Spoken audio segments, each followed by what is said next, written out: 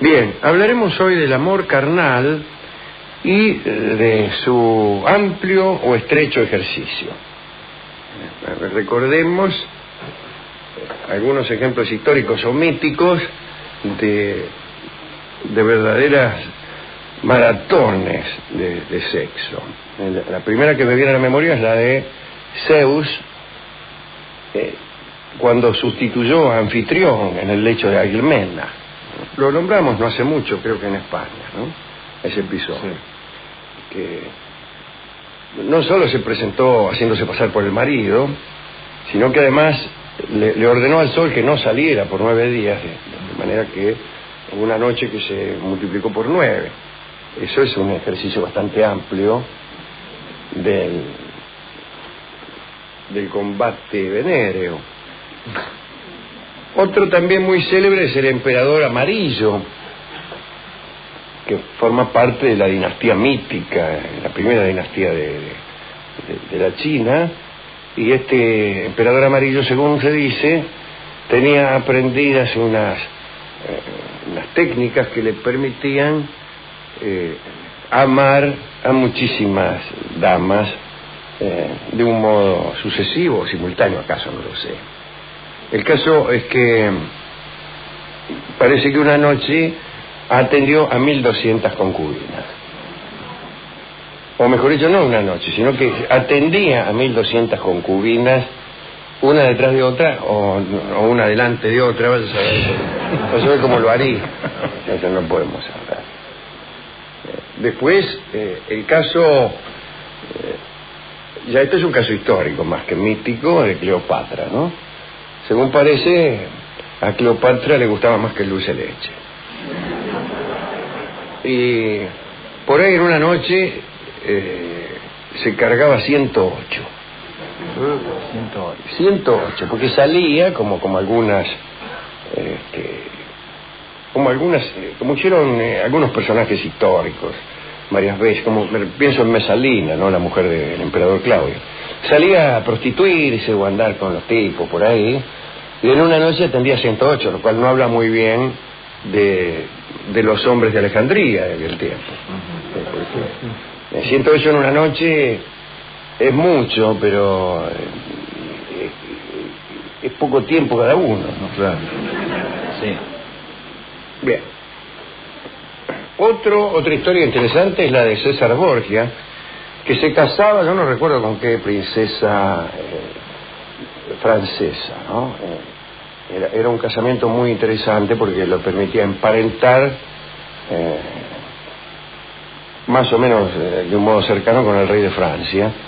Entonces se casó César, y para establecer ya desde la primera noche con un fuerte perfil en el matrimonio, decidió ir a un tipo ahí que había, que preparaba una especie de brujo, de médico, no sé, que preparaba un afrodisíaco. Entonces este médico le preparó esa mezcla, pero se equivocó, o a lo mejor por malevolencia, no se sabe si por malevolencia o por error. El caso es que le dio una purga a César Borgia, ¿no? Y estuvo toda la noche de la cocina a la sala, el hombre, en vez de manifestarse con mucho entusiasmo viril, estuvo toda la noche en el baño. Pero estamos citando unos casos que vienen a dar la idea de que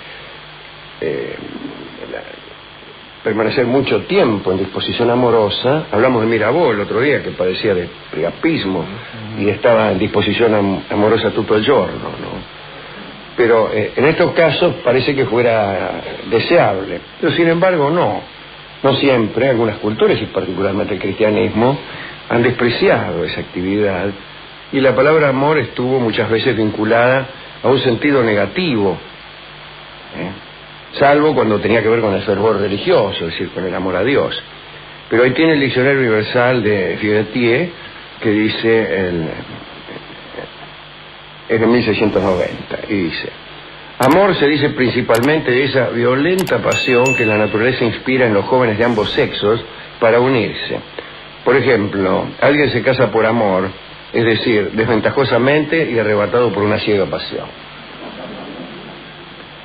Bueno, más allá de la idea del amor cortés, que era un amor obsecuente y la mayoría de las veces casto, pervivió durante mucho tiempo la implicancia inexorablemente pecaminosa entre amor y carnalidad. Los eruditos antiguos aseguraban que el amor carnal era venenoso. San Pablo decía, si uno vive según la carne, se muere. San Agustín decía que el deseo era una enfermedad. Avicena aseguraba que el amor era una especie de melancolía que llevaba a la palidez y a la pérdida del apetito. También Galeno, Maimónides y Constantino el Africano creían que las uniones sexuales reiteradas podían llevar a la muerte. Alberto Magno relató la historia de un hombre que había hecho el amor 66 veces seguidas. En la autopsia se vio que su cerebro había quedado reducido a muy escasas proporciones. Desde Aristóteles se creía que la simiente masculina la producía el cerebro. La lujuria jamás se citó como el primero de los pecados, puesto que ese lugar estaba reservado al orgullo o a la avaricia, ¿no? Pero todo lo concerniente al pecado carnal se consideraba ferozmente indigno. Incluso los animales, pensaban algunos, eran de esa opinión. Los animales consideraban indigno el sexo. Pedro Damián, un monje que llegó a ser cardenal de Ostia a mediados del siglo XI, sostenía que los mismos elefantes sentían vergüenza. Escribió, citamos a Pedro Damián: se cuenta que el elefante ama la pureza de la castidad de un modo tan excepcional y va tan lejos en la execración de la obscenidad que cuando está obligado a unirse para perpetuar la especie, gira la cabeza y mira para un costado. Aprendan del elefante este ejemplo de ternura, Yo no veo que sea una virtud mirar para el costado en ese momento. Incluso algunos miran por el costado en el fervor de la orgía porque hay otro al costado. El caso del elefante molesta la trompa, ¿no? Sí, también.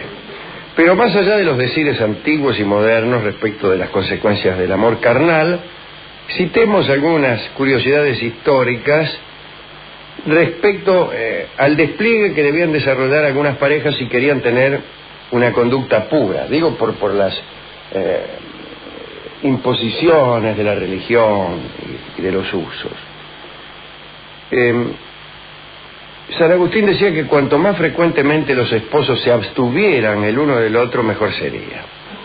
Entonces la Edad Media produjo un conjunto de prohibiciones referidas a los lugares, pero también a los momentos, a las modalidades, en fin. Se prohibió la unión durante un determinado número de días del año. Sin duda, la prohibición que más se respetó fue la del domingo. No se debía ensuciar el día del Señor con contactos indecentes. San Cesáreo lo había pedido en el siglo VI. Dice, ante todo, buenas tardes. Buenas tardes. Ante todo, cada vez que llegue el domingo, que nadie conozca a su mujer. Pero nunca esto se convirtió en una prohibición, más bien fue una recomendación, una invitación a la buena conducta. Allá por el siglo IX, la doctrina de la continencia, desarrollada en ciertos días de penitencia, había alcanzado un límite insoportable. Además de desaconsejar el domingo, se añadió el miércoles, que era un día de penitencia, el viernes, que era el día de la muerte de Jesús, y el sábado, dedicado al recuerdo del Cristo yacente.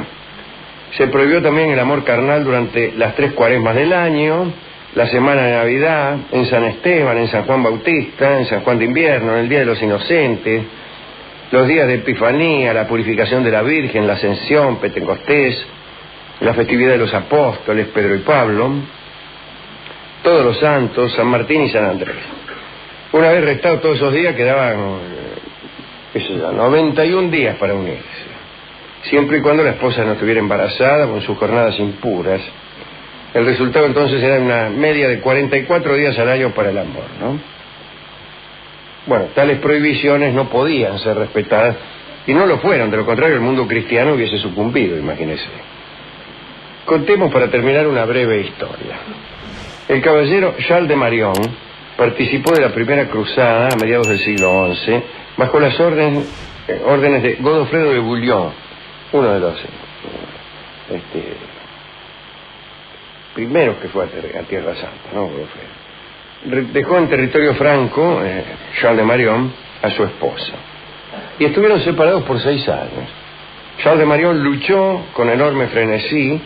Cuentan que tras horas de combate contra los sarracenos, la sangre seca de sus manos no le permitía soltar la empuñadura de la espada. Mire cómo se batió este hombre. Cuando no había batalla, Charles de Marion cargaba el estandarte de la cruz y emulaba el último andar del Cristo. Confesaba en cada iglesia del camino, no eludía ningún detalle litúrgico. Parecía no haber en esa cruzada un hombre más fiel a su fe. Dice el cronista, de Marion llegó a su hogar años más tarde, transido por cicatrices, pero con el entusiasmo pleno. Quería ver a su esposa y amarla después de tanta lucha. Cuando llegó a su pueblo de la Borgoña, luego del encuentro emocionado, Charles de Marion quiso abrazar a su esposa y que el abrazo lo llevara a la intimidad. Pero la mujer le dijo al cruzado que ese era el día de San Esteban. De Marion, desesperado e indignado a la vez, recuérdese que nadie como él había defendido la fe, forzó a su esposa. Y luego, arrepentido, hizo su confesión en la iglesia de su pueblo. El párroco, que se llamaba Guillermo de Neuilly, lo retó violentamente y lo amenazó con escribirle al cardenal de Borgoña por semejante falta. Entonces le agarró un ataque a Charles de Marion, un ataque de ira. Se enloqueció y mató al religioso. Así que le vas a escribir al cardenal, y lo mató. Y después decapitó las figuras de la iglesia, volvió a astilla los bancos. Bueno, hizo un lío, tiró todo ahí, rompió todo y se marchó de la Borgoña para siempre. El rey Felipe I llegó a enterarse del asunto y mandó apresarlo, pero la verdad es que nadie supo más del destino de Charles de Marion. Así que el final de esta historia es la indignación de un caballero que había defendido la fe porque no lo dejaron abrazar tranquilo a su mujer. Bueno, ¿a quién dedicar esta charla? Primero, antes de la dedicatoria, una pregunta, ¿no? Lástima de nuestro Rolón, que es sexólogo. Sí. Y lástima que ya haya terminado el programa que hay aquí en Continental. Claro, donde las personas hacen toda clase de consulta. Mi marido no es el de antes. En fin. Hoy saben Esteban. Sí, ¿qué es esto? ¿Qué es aquello? Bien. El caso es que la pregunta es si verdaderamente causa daño el mucho trato carnal o si por el contrario produce beneficios para la salud o a lo mejor no produce ni una cosa ni la otra. No lo sabemos. La respuesta es que no la sabemos. Si ustedes quieren saberlo, o podemos hacer una encuesta. Una encuesta y dar ya que todo se decide por encuesta. Claro. Por ejemplo, ¿hace bien, hace mal o no? O ni una cosa ni la otra. A partir de la experiencia de cada uno de los oyentes, ¿no? Claro, o lo que le parezca al oyente. Ah, ¿cómo lo que le parece? Sí, es lo que le parece. Pero que cuando llama y dice, fulano para mí es culpable, hay un claro, no tiene juicio, 7.200 folios, pero el tipo dice, para mí es culpable. Sí, pero que son jueces porque tienen algún elemento. Sí, son oyentes, los oyentes. Sí. Con su solo llamado está. Claro, con su solo llamado ya deciden el destino del universo. Para mí. Está bien, del teléfono. Del teléfono, para mí decir que más vale mucho que poco. Bueno, puede llamar al 4371-7035. Para decir para que hace bien, para que hace bien. Hace muy bien. Para decir sí, que para hace decir mal. que hace mal. 4371-7035 también. Ahí está. Bien. Y para decir que da lo mismo. Para decir, no, pero ahí dice, para hace decir bien, que hace no mal. quieren opinar. 4371-7035. No sabe, no contesta. Bien. Nosotros sacamos los cómputos, después Alejandro se los acerca. Exactamente, para que la gente después viva de acuerdo a esos Aquí tenemos también un sarcófago de votos. También, el sarcófago rojo es para el sí. Hace mal los maderos de San. Sí, bueno.